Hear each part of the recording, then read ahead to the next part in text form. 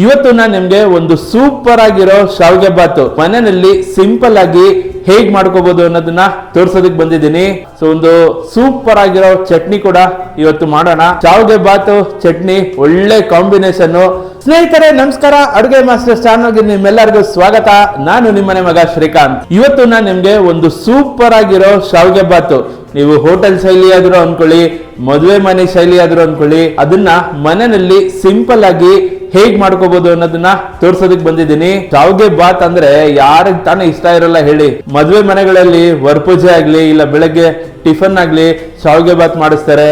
ಹೋಟೆಲ್ಗಳಲ್ಲಿ ಉಪ್ಪಿಟ್ಟು ಇಷ್ಟ ಇಲ್ಲ ಎಂದವರು ಶಾವಿಗೆ ಬಾತ್ ತಗೊಳ್ತಾರೆ. ಮನೆಯಲ್ಲಿ ನೀವೆಲ್ಲ ಹೇಗ್ ಮಾಡ್ಕೋಬಹುದು ಸಿಂಪಲ್ ಆಗಿ ನಾನ್ ನಿಮ್ಗೆ ಇವತ್ತು ತೋರ್ಸೋದಕ್ ಬಂದಿದ್ದೀನಿ. ಬರೀ ಶಾವಿಗೆ ಬಾತ್ ಒಂದೇ ಮಾಡಿದ್ರೆ ಹೇಗೆ, ನೆನ್ಸ್ಕೊಳ್ಳಕ್ಕೆ ಚಟ್ನಿ ಏನಾದ್ರು ಬೇಕಲ್ಲ. ಸೊ ಒಂದು ಸೂಪರ್ ಆಗಿರೋ ಚಟ್ನಿ ಕೂಡ ಇವತ್ತು ಮಾಡೋಣ. ಶಾವಿಗೆ ಬಾತು ಚಟ್ನಿ ಒಳ್ಳೆ ಕಾಂಬಿನೇಷನ್. ಸೊ ಇವತ್ತು ಎರಡನ್ನು ನಾವು ಮನೆಯಲ್ಲಿ ಹೇಗ್ ಮಾಡ್ಕೋಬಹುದು ನೋಡೋಣ ಬನ್ನಿ. ಸ್ನೇಹಿತರೆ, ಮೊದಲಿಗೆ ಒಂದು ಬಾಣಲಿನಲ್ಲಿ ಕುದಿಯೋದಕ್ಕೆ ನೀರಿಟ್ಟಿದ್ದೀನಿ. ಇದಕ್ಕೆ ಒಂದು ಸ್ವಲ್ಪ ಉಪ್ಪು ಹಾಕೊಳ್ಳೋಣ. ನೀರು ಆಗ್ಲೇ ಕುದಿಯೋ ಹಂತಕ್ಕೆ ಬಂದ್ಬಿಟ್ಟಿದೆ. ಜೊತೆಗೆ ಒಂದು 2-3 ಸ್ಪೂನ್ ಆಗೋಷ್ಟು ಎಣ್ಣೆ ಹಾಕೊಳ್ಳೋಣ. ಎಣ್ಣೆ ಹಾಕೋದ್ರಿಂದ ಶಾವಿಗೆ ಒಂದಕ್ಕೊಂದು ಅಂಟೋದು ತಪ್ಪುತ್ತೆ, ಹಾಗಾಗಿ ಎಣ್ಣೆ ಹಾಕೊಂಡಿದ್ದೀನಿ. ಒಂದ್ಸಲ ಕೂಡಿಸ್ಬಿಡೋಣ. ನೀರು ಚೆನ್ನಾಗಿ ಕಾದಿದೆ. ಇದಕ್ಕೆ ಶಾವಿಗೆ ಹಾಕೊಳ್ಳೋಣ. ನಾನಿಲ್ಲಿ ಅನಿಲ್ ಶಾವಿಗೆ ತಗೊಂಡಿದ್ದೀನಿ. ಅದು 450 ಗ್ರಾಮ್ ಪ್ಯಾಕೆಟ್ ಬರುತ್ತೆ, ಅದರಲ್ಲಿ ಅರ್ಧ ತಗೊಂಡಿದ್ದೀನಿ ನಾನು. ಅರ್ಧ ಅಂದ್ರೆ 225 ಗ್ರಾಮ್ ಆಗುತ್ತೆ. ಸೊ ಅರ್ಧದಷ್ಟು ಶಾವಿಗೆ ತಗೊಂಡಿದ್ದೀನಿ. ಇದನ್ನ ಇಲ್ಲೇ ಹಾಕೊಳ್ಳೋಣ. ಸಲ ನಿಧಾನಕ್ಕೆ ನೀರೊಳಗಡೆ ಶಾವಿಗೆನ ಹರಡೋಣ. ಇದನ್ನ 2.5 ಇಂದ 3 ನಿಮಿಷ ಬಿಸಿ ನೀರಲ್ಲಿ ಕುದಿಯೋದಕ್ಕೆ ಬಿಡೋಣ. ನಮ್ಮ ಅಜ್ಜಿ, ನಮ್ಮ ತಾಯಿಯವರೆಲ್ಲ ನಾನು ಚಿಕ್ಕವನಾಗಿದ್ದಾಗ ಮನೆಯಲ್ಲೇ ಒತ್ತು ಶಾವಿಗೆ ಎಲ್ಲ ಮಾಡೋರು. ಕೆಳಗಡೆ ನಾನು ತಟ್ಟೆ ಹಿಡ್ಕೋಬೇಕು ಅಂತನೋ, ಇಲ್ಲ ಅದನ್ನ ತಿರುಗಿಸ್ತಾ ಇದ್ವಲ್ಲ ಅದೆಲ್ಲ ತಿರುಗಿಸ್ಬೇಕು ಅಂತನೋ ಅವಾಗ ನಾನು ತುಂಬಾ ಹಠ ಮಾಡ್ತಿದ್ದೆ. ಸೊ ಇವಾಗೆಲ್ಲ ತುಂಬಾ ಈಸಿಯಾಗಿ ಹೋಗಿದೆ. ಪ್ಯಾಕೆಟಲ್ಲಿ ಎಲ್ಲ ಬರುತ್ತೆ. ಆರಾಮಾಗಿ ತಂದು ಒಂದು 3 ನಿಮಿಷ ಅದನ್ನ ನೀರಲ್ಲಿ ಕುದಿಸಿದ್ರೆ ಶಾವಿಗೆ ರೆಡಿ ಆಗೋಗಿರುತ್ತೆ. ಲೈಫ್ ತುಂಬಾ ಸಿಂಪಲ್ ಆಗಿ ಹೋಗಿದೆ. ಇವಾಗ ಟೆಕ್ನಾಲಜಿ ಅಪ್ಗ್ರೇಡ್ ಆದಂಗೆ ನಾವು ಅದನ್ನ ಹೊಂದ್ಕೊಂಡು ಅಪ್ಗ್ರೇಡ್ ಆಗ್ತಾ ಹೋಗ್ಬೇಕು. ಬೇಕಾದ್ರೆ ನೀವು ತರಕಾರಿಗಳನ್ನ ಹಾಕೊಳ್ಬೇಕಾದ್ರೆ ಶಾವಿಗೆ ಬಾತ್ಗೆ ನಮ್ಗೆ ಮೆತ್ತಗಿರ್ಬೇಕು ಅಂತ ಬಯಸೋರು ಇದೇ ಬಿಸಿ ನೀರಿಗೆ ತರಕಾರಿನ ಹಾಕ್ಬಿಟ್ರೆ ಆ ತರಕಾರಿ ಕೂಡ ಚೆನ್ನಾಗಿ ಬೇಯುತ್ತೆ. ಇಲ್ಲ ನಮ್ಗೆ ಕ್ರಂಚಿ ಆಗಿರ್ಬೇಕು ತರಕಾರಿ ಅನ್ನೋರು ಆಮೇಲೆ ಒಗ್ಗರಣೆಯಲ್ಲಿ ಫ್ರೈ ಕೂಡ ಮಾಡ್ಕೋಬಹುದು. ಸ್ನೇಹಿತರೆ, ಶಾವಿಗೆ 3 ನಿಮಿಷ ಬೆಂದಿದೆ. ಈಗ ಒಲೆ ಆಫ್ ಮಾಡ್ಕೊಂಡು ನೀರ್ನ ಬಸ್ಕೊಂಡ್ಬಿಡೋಣ.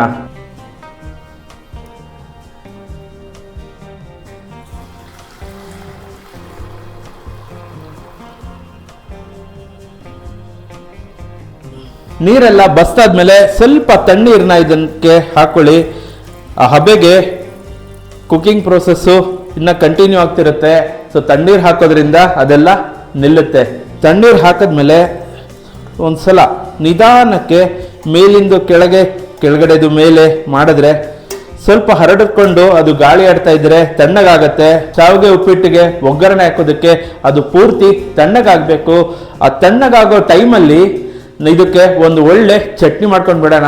ಸ್ನೇಹಿತರೆ, ಒಂದು ಸ್ಪೆಷಲ್ ಆಗಿರೋ ಚಟ್ನಿ ನಿಮ್ಗೆ ಇವತ್ತು ತೋರಿಸ್ಕೊಡ್ತೀನಿ. ಅದಕ್ಕೆ ನೋಡಿ, ಒಂದು ಮಿಕ್ಸರ್ ಜಾರಿಗೆ 1 ಹಿಡಿ ಆಗೋಷ್ಟು ಕಾಯಿ ಹಾಕೋತಾ ಇದ್ದೀನಿ. 1 ಹಿಡಿ ಕಾಯಿಗೆ 2 ಹಿಡಿ ಆಗೋಷ್ಟು ಹುರ್ಗಡ್ಲೆ ಹಾಕೊಳ್ತಾ ಇದ್ದೀನಿ. ನಿಮ್ಗೆ ಅನುಕೂಲ ಆಗತ್ತೆ ಅನ್ನೋದಾದ್ರೆ 1 ಹಿಡಿ ಹುರ್ಗಡ್ಲೆ ಹಾಕೊಂಡು 1 ಹಿಡಿ ಗೋಡಂಬಿ ಕೂಡ ಹಾಕೋಬಹುದು. ತುಂಬಾ ಚೆನ್ನಾಗಿ ಬರುತ್ತೆ ಅವಾಗ. ಇಲ್ಲಾಂದ್ರೆ ಪೂರ್ತಿ ಗೋಡಂಬಿ ಕೂಡ ಹಾಕೊಂಡು ಮಾಡ್ಬೋದು. ಇವಾಗ ನಾವು ಮಾಡ್ತಿರೋದು ವೈಟ್ ಕಲರ್ ಚಟ್ನಿ ಆಗುತ್ತೆ. ಸೊ ಕಲರ್ನ ತುಂಬಾ ಫೇಡ್ ಮಾಡೋದು ಬೇಡ. ಒಂದು 2 ರಿಂದ 3 ಆಗೋ ಹಸಿಮೆಣಸಿನ್ಕಾಯಿ ಹಾಕೊಂಡಿದ್ದೀನಿ. ಸ್ವಲ್ಪ ಫ್ಲೇವರ್ಗೋಸ್ಕರ ಸ್ವಲ್ಪ ಕೊತ್ತಂಬರಿ ಸೊಪ್ಪು ಹಾಕೊಳ್ತಾ ಇದ್ದೀನಿ. ಒಂದು 2 ಇಂಚು ಶುಂಠಿನ ತುಂಡು ಮಾಡಿ ಇಟ್ಕೊಂಡಿದ್ದೀನಿ, ಅದನ್ನ ಇಲ್ಲೇ ಹಾಕೊಳ್ತಾ ಇದ್ದೀನಿ. ಒಂದು ಸಣ್ಣ ಬೆಲ್ಲದ ಪೀಸ್ ಕೂಡ ಹಾಕೊಂಡಿದ್ದೀನಿ.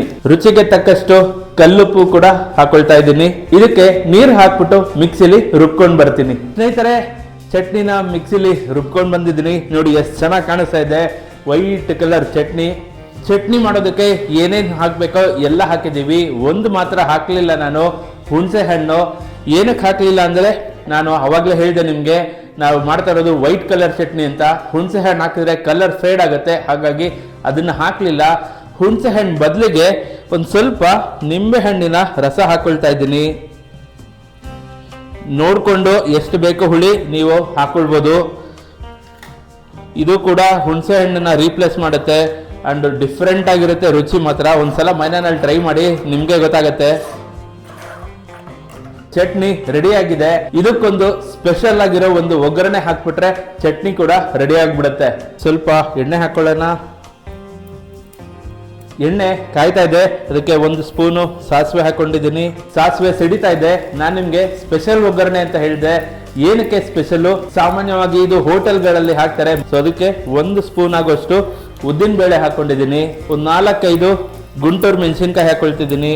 ಘಮಕ್ಕೆ ಒಂದು ಸ್ವಲ್ಪ ಹಿಂಗ್ ಹಾಕೊಳ್ತಾ ಇದ್ದೀನಿ. 1 ಕಡ್ಡಿ ಆಗೋಷ್ಟು ಕರಿಬೇವಿನ ಸೊಪ್ಪು ಹಾಕೊಂಡಿದ್ದೀನಿ.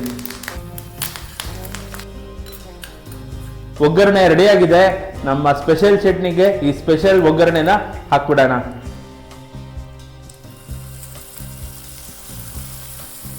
ಸ್ವಲ್ಪ ಮಿಕ್ಸ್ ಮಾಡ್ಕೊಂಬಿಡೋಣ.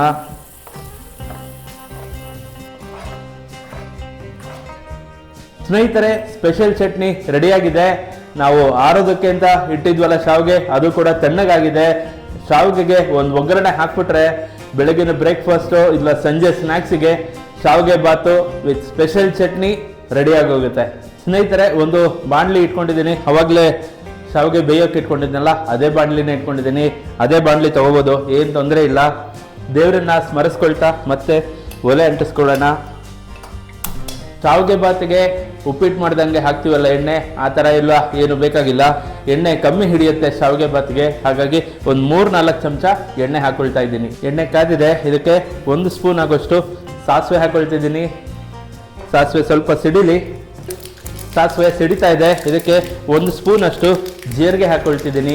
2 ಸ್ಪೂನ್ ಆಗೋಷ್ಟು ಕಡಲೆಬೇಳೆ ಹಾಕೊಂಡಿದ್ದೀನಿ. ಮತ್ತೆ 2 ಸ್ಪೂನ್ ಆಗೋಷ್ಟು ಉದ್ದಿನಬೇಳೆ. ಒಂದು 4-5 ಹಸಿಮೆಣಸಿನ್ಕಾಯಿ ಹಾಕೊಂಡಿದ್ದೀನಿ.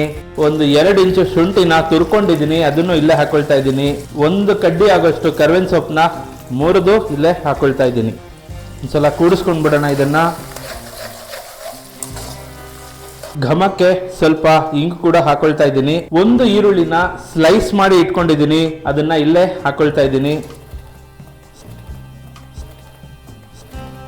ಸ್ಲೈಸ್ ಮಾಡೋದ್ರಿಂದ ಈರುಳ್ಳಿ ಬೇಗ ಫ್ರೈ ಆಗುತ್ತೆ, ಹಾಗಾಗಿ ಸ್ಲೈಸ್ ಮಾಡಿ ಹಾಕೊಂಡಿದ್ದೀನಿ. ನಿಮಗೆ ಬೇಕಾದ್ರೆ ಚಿಕ್ಕದಾಗಿ ಕೂಡ ಹಚ್ಕೋಬಹುದು. ಈರುಳ್ಳಿ ಚೆನ್ನಾಗಿ ಫ್ರೈ ಮಾಡ್ಕೊಂಡ್ಬಿಡೋಣ. ಸ್ನೇಹಿತರೆ, ಈರುಳ್ಳಿ ಅರ್ಧ ಫ್ರೈ ಆಗಿದೆ. ಈ ಸಮಯದಲ್ಲಿ ನಾನು ಸ್ವಲ್ಪ ಅರಿಶಿನ ಹಾಕೊಳ್ತಾ ಇದ್ದೀನಿ. ನಿಮ್ಗೆ ವೈಟ್ ಕಲರ್ ಶಾವಿಗೆ ಬೇಕು ಅಂತಂದ್ರೆ ಅರಿಶಿನ ಹಾಕುವಂತ ಸ್ಟೆಪ್ ನ ಸ್ಕಿಪ್ ಮಾಡಿ, ಇಲ್ಲ ಯೆಲ್ಲೋ ಕಲರ್ ಬೇಕು ಅಂದ್ರೆ ಅರಿಶಿನ ಈ ಟೈಮಲ್ಲೇ ಸೇರಿಸ್ಕೊಳ್ಳಿ. ಸ್ನೇಹಿತರೆ, ಈರುಳ್ಳಿ ಚೆನ್ನಾಗಿ ಫ್ರೈ ಆಗಿದೆ. ಈಗ ಇದಕ್ಕೆ ಕಲರ್ ಕ್ಯಾಪ್ಸಿಕಮ್, ಗ್ರೀನು, ಯೆಲ್ಲೋ ಮತ್ತೆ ರೆಡ್ ಮಿಕ್ಸ್ ಆಗಿರುವಂತ 2 ಕ್ಯಾಪ್ಸಿಕಮ್ ಆಗೋಷ್ಟು ಹಾಕೊಂಡಿದ್ದೀನಿ. ಕ್ಯಾಪ್ಸಿಕಮ್ ಅಷ್ಟೇನೆ ನಾನು ಸ್ಲೈಸ್ ಮಾಡಿ ಹಾಕೊಂಡಿದ್ದೀನಿ. ಕ್ಯಾಪ್ಸಿಕಮ್ನು ಚೆನ್ನಾಗಿ ಫ್ರೈ ಮಾಡ್ಕೊಂಬಿಡೋಣ.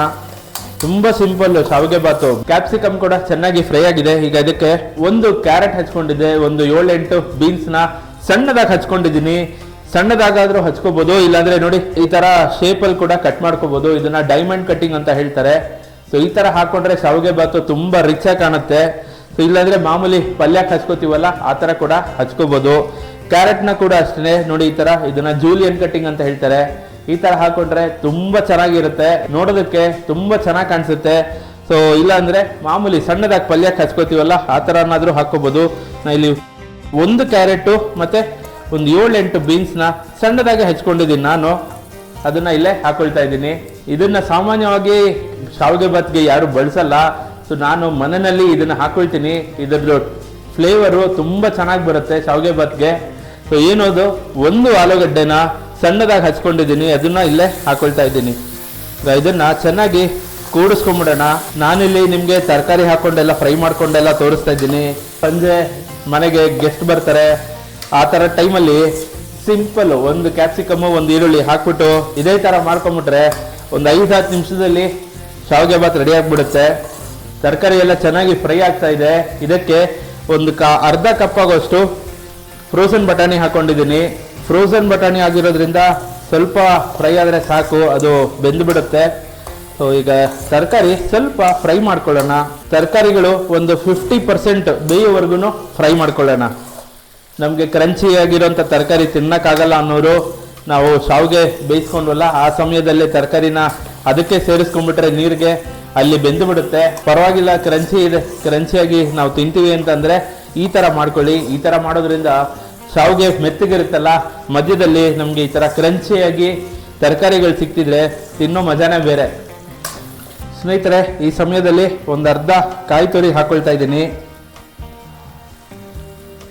ಕಾಯಿ ಹಾಕೋದ್ರಿಂದ ಅದರದೇ ಆದಂತ ಒಂದು ಫ್ಲೇವರ್ ಬಿಡುತ್ತೆ, ಜೊತೆಗೆ ಅದರಲ್ಲಿ ಸಿಡ್ಡಿನಂಶ ಇರುತ್ತೆ, ಅದು ಶಾವಿಗೆ ಬಗ್ಗೆ ಒಳ್ಳೆ ರುಚಿ ಕೊಡುತ್ತೆ. ಶಾವಿಗೆನ ಬೇಯಕ್ಕಿಟ್ಟಾಗ ನಾವು ತರಕಾರಿ ಹಾಕೋದ್ ಮರ್ತೋದ್ವಿ. ಇವಾಗ ಏನ್ ಮಾಡ್ಕೋಬಹುದು ಅಂದ್ರೆ, ಈ ತರ ಒಗ್ಗರಣೆ ಎಲ್ಲ ಹಾಕೊಳ್ತೀವಲ್ಲ, ಈ ತರ ಹಾಕೊಂಡು ಇದಕ್ಕೆ ಒಂದ್ ಸ್ವಲ್ಪ, ಜಾಸ್ತಿ ಬೇಡ, ನೀರ್ ಹಾಕೊಳ್ಳೋಣ. ನೀರು ಪೂರ್ತಿ ಇಂಗೋವರೆಗೂ ತರಕಾರಿಗಳನ್ನ ಬೇಯಿಸ್ಕೊಂಡ್ರೆ ಇಲ್ಲೂ ಕೂಡ ತರಕಾರಿ ಚೆನ್ನಾಗೆ ಬೇಯುತ್ತೆ. ಜಾಸ್ತಿ ನೀರನ್ನ ಇಲ್ಲಿ ಹಾಕೋಬಾರ್ದು. ಒಂದು 2-3 ಟೇಬಲ್ ಸ್ಪೂನ್ ಅಷ್ಟು ನೀರು ಹಾಕೊಂಡ್ರೆ ಸಾಕು. ನೀರು ಇಂಗೋವರೆಗೂ ಸ್ವಲ್ಪ ಕಾಯೋಣ. ನೀರು ಇಂಗೋಷ್ಟೊತ್ತಿಗೆ ತರಕಾರಿನೂ ಚೆನ್ನಾಗಿ ಬೆಂದಿರುತ್ತೆ. ಸ್ನೇಹಿತರೆ, ನಾವು ಹಾಕಿದಂಥ ನೀರು ಪೂರ್ತಿ ಇಂಗಿದೆ, ತರಕಾರಿನೂ ಚೆನ್ನಾಗಿ ಬೆಂದಿದೆ. ಇದಕ್ಕೆ ರುಚಿಗೆ ತಕ್ಕಷ್ಟು ಉಪ್ಪು ಹಾಕೊಳ್ಳೋಣ. ಉಪ್ಪು ಹಾಕುವಾಗ ನೋಡ್ಕೊಂಡು ಹಾಕಿ, ಯಾಕಂದ್ರೆ ನಾವು ಶಾವಿಗೆ ಬೇಯುವಾಗ್ಲೂ ಉಪ್ಪು ಹಾಕಿದ್ವಿ, ಇವಾಗ್ಲೂ ಉಪ್ಪು ಹಾಕೊಳ್ತಾ ಇದ್ದೀವಿ. ಅವಾಗಲೇ ನಾವು ಶಾವಿಗೆಗೆ ಉಪ್ಪು ಹಾಕೊಂಡಿದ್ವಿ, ಇವಾಗ ತರಕಾರಿಗೆ ಉಪ್ಪು ಹಾಕೊಂಡಿದ್ದೀವಿ. ಒಂದು ಸಲ ಇದನ್ನ ಮಿಕ್ಸ್ ಮಾಡಿಬಿಡೋಣ. ಈಗ ಇದಕ್ಕೆ ನಾವು ಬೇಯಿಸಿ ಇಟ್ಕೊಂಡಿದ್ವಲ್ಲ ಶಾವಿಗೆ, ಅದನ್ನ ಹಾಕೊಳ್ಳೋಣ. ನೋಡಿ ಎಷ್ಟು ಎಳೆಯಾಗಿ ಉದುರುದುರಾಗಿ ಬಂದಿದೆ. ಇದನ್ನ ಮಿಕ್ಸ್ ಮಾಡ್ಕೊಂಬಿಡೋಣ. ನಿಧಾನಕ್ಕೆ ಮಿಕ್ಸ್ ಮಾಡಿ, ಶಾವಿಗೆ ಮುರಿಬಾರ್ದು. ಹಾಗಾಗಿ ಕೆಳಗಿಂದ ಮೇಲೆ ಹಿಂಗೆ ಎತ್ಕೋತಾ ಹಿಂಗೆ ಆಡಿಸಿದ್ರೆ ಶಾವಿಗೆ ತನಕ್ಕೆ ತಾನೇ ಎಲ್ಲ ಕಡೆ ಮಿಕ್ಸ್ ಆಗುತ್ತೆ. ಸ್ನೇಹಿತರೆ, ಶಾವಿಗೆ ಚೆನ್ನಾಗಿ ಮಿಕ್ಸ್ ಆಗಿದೆ. ಇನ್ನೊಂದು 2 ಐಟಮ್ ಹಾಕೋದು ಬಾಕಿ ಇದೆ. ಹಾಕ್ಬಿಟ್ಟು ಫೈನಲ್ ಆಗಿ ಮಿಕ್ಸ್ ಮಾಡಿದ್ರೆ ಶಾವಿಗೆ ಬಾತು ರೆಡಿ ಆಗುತ್ತೆ. ಮೊದಲನೇದು ಸಣ್ಣದಾಗಿ ಹಚ್ಕೊಂಡಿರುವಂಥ ಕೊತ್ತಂಬರಿ ಸೊಪ್ಪು, ಲಾಸ್ಟಲ್ಲಿ 1 ನಿಂಬೆ ಹಣ್ಣಿನ ರಸ ಇಲ್ಲಿ ಹಿಂಡ್ತಾ ಇದ್ದೀನಿ. ನಿಂಬೆಹಣ್ಣು ಜಾಸ್ತಿ ಆದರೂ ಚಿಂತೆ ಮಾಡಬೇಕಾಗಿಲ್ಲ. ಹುಳಿಯಾಗಿ ಶಾವಿಗೆ ಬಾತು ತುಂಬ ರುಚಿಯಾಗಿರುತ್ತೆ. ಸೊ ಇದನ್ನ ಒಂದ್ಸಲ ಕಲಿಸ್ಬಿಟ್ರೆ ನಿಂಬೆ ರಸ ಎಲ್ಲ ಕಡೆ ಹರಡುತ್ತೆ. ನಾವು ಮಾಡಿರೋಂಥ ಶಾವಿಗೆ ಬಾತು ರೆಡಿ ಆಗೋಗುತ್ತೆ. ಸ್ನೇಹಿತರೆ, ಶಾವಿಗೆ ಬಾತು ರೆಡಿಯಾಗಿದೆ. ಈ ಸಮಯದಲ್ಲಿ ಒಲೆ ಆಫ್ ಮಾಡೋ ಮುಂಚೆ ಒಂದ್ಸಲ ಉಪ್ಪು ಚೆಕ್ ಮಾಡ್ಕೊಳ್ಳಿ. ಉಪ್ಪು ಬೇಕು ಅನ್ಸಿದ್ರೆ ಹಾಕ್ಬಿಟ್ಟು ಮಿಕ್ಸ್ ಮಾಡಿ ಆಮೇಲೆ ಒಲೆ ಆಫ್ ಮಾಡಿ. ಇಲ್ಲ ಅಂದರೆ ಒಲೆನ ಇವಾಗಲೇ ಆಫ್ ಮಾಡ್ಕೋಬೋದು. ನಾನು ಹಾಕಿರೋ ಉಪ್ಪು ಕರೆಕ್ಟ್ ಆಗಿದೆ ಅಂತ ಅನಿಸಿದೆ ನನಗೆ. ಸೊ ಹಾಗಾಗಿ ನಾನು ಒಲೆ ಆಫ್ ಮಾಡ್ತಿದ್ದೀನಿ. ಇದನ್ನ ಒಂದ್ಸಲ ಟೇಸ್ಟ್ ನೋಡ್ಬಿಡೋಣ ಹೇಗೆ ಬಂದಿದೆ ಅಂತ.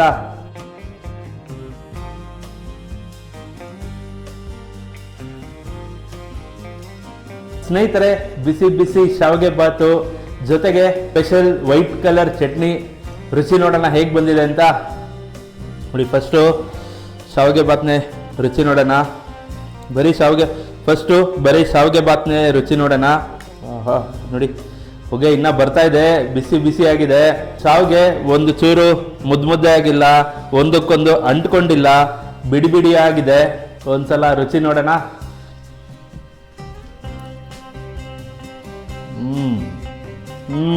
ಶಾವಿಗೆಗೆ ಎಣ್ಣೆ ಜಾಸ್ತಿ ಆಗಿಲ್ಲ, ಎಷ್ಟು ಬೇಕೋ ಅಷ್ಟೇ ಹಾಕಿದ್ವಿ. ತರಕಾರಿಗೆ ನಾವು ನೀರು ಹಾಕಿ ಬೇಯಿಸ್ಕೊಂಡಿದ್ವಲ್ಲ, ಒಂದು 80% ಬೆಂದಿದೆ, ಒಂದು 20% ಆ ಕ್ರಂಚಿನೆಸ್ ಇನ್ನೂ ಹಾಗೆ ಉಳ್ಕೊಂಡಿದೆ. 1 ನಿಂಬೆ ಹಣ್ಣು ಹಾಕೊಂಡಿದ್ವಲ್ಲ, ಹುಳಿ ಕೂಡ ಅದರದ್ದು ಕರೆಕ್ಟಾಗಿದೆ, ತುಂಬ ಹುಳಿನೂ ಇಲ್ಲ. ಈಗ ಚಟ್ನಿ ಜೊತೆ ಒಂದ್ಸಲ ಟೇಸ್ಟ್ ನೋಡೋಣ. ಫಸ್ಟು ಬರೀ ಚಟ್ನಿ ನೋಡೋಣ ಹೇಗೆ ಬಂದಿದೆ ಅಂತ. ನಾನು ಇನ್ನೂ ಟೇಸ್ಟ್ ನೋಡಿಲ್ಲ.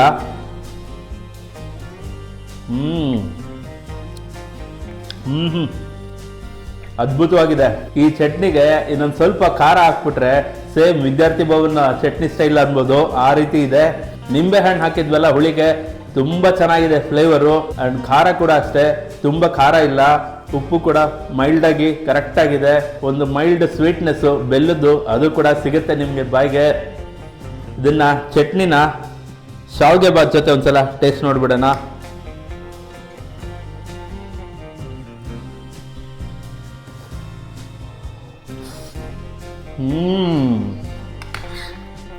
ಹೇಳ್ಬೇಕು ಅಂತ ಹೇಳ್ತಾ ಇಲ್ಲ, ಅಲ್ಲ ನಾನು ಮಾಡಿದ್ದು ಹೊಗಳ್ಕೋಬೇಕು ಅಂತ ಹೇಳ್ತಾ ಇಲ್ಲ. ತುಂಬಾ ಚೆನ್ನಾಗಿ ಬಂದಿದೆ. ನಾನು ಏನೇನು ಟಿಪ್ಸ್ ಕೊಟ್ಟೆ ಅದನ್ನ ನೀವು ಫಾಲೋ ಮಾಡಿ ಮನೆಯಲ್ಲಿ ಇದೇ ರೀತಿ ನೀವು ಒಂದ್ಸಲ ಟ್ರೈ ಮಾಡಿ. ಇದೇ ರೀತಿ ಟೇಸ್ಟು ನಿಮ್ಗೂ ಕೂಡ ಬರುತ್ತೆ. ಶಾವಿಗೆ ಬಾತಲ್ಲಿರುವಂತ ಹುಳಿ ಅಂಶ ಇರ್ಬೋದು, ಚಟ್ನಿಲಿರುವಂತ ಲೈಟ್ ಆಗಿ ಖಾರ ಎರಡು ಮಿಕ್ಸ್ ಆಗಿ ಬಾಯಿಗೆ ಒಂದು ಹಬ್ಬ ಅಂತಾನೆ ಹೇಳ್ಬೋದು. ತುಂಬಾ ಅದ್ಭುತವಾಗಿ ಬಂದಿದೆ. ಮನೆಯಲ್ಲಿ ಟ್ರೈ ಮಾಡಿ, ನೀವು ಟ್ರೈ ಮಾಡ್ಬಿಟ್ಟು ನನ್ಗೆ ಹೇಳಿ ಹೆಂಗ್ ಬಂತು ಅಂತ. ಸೊ ಇದಾಗಿತ್ತು ಇವತ್ತಿನ ವಿಡಿಯೋ. ಐ ಹೋಪ್ ಈ ವಿಡಿಯೋ ನಿಮ್ಗೆ ಇಷ್ಟ ಆಗಿದೆ ಅಂತ ಅನ್ಕೋತೀನಿ. ಇಷ್ಟ ಆಗಿದ್ರೆ ಲೈಕ್ ಮಾಡಿ, ಫ್ರೆಂಡ್ಸ್ ಅಂಡ್ ಫ್ಯಾಮಿಲಿ ಜೊತೆ ವಿಡಿಯೋನ ಶೇರ್ ಮಾಡಿ. ಇದೇ ರೀತಿ ವಿಡಿಯೋಗಳಿಗೆ ನಮ್ಮ ಚಾನೆಲ್ನ ಸಬ್ಸ್ಕ್ರೈಬ್ ಮಾಡೋದು ಮರಿಬೇಡಿ. ಇನ್ನೊಂದು ಹೊಸ ರೆಸಿಪಿ ಜೊತೆ ನಿಮ್ಮ ಮುಂದೆ ಹಾಜರಾಗ್ತೀನಿ. ಅಲ್ಲಿವರೆಗೂ ನಮಸ್ಕಾರ.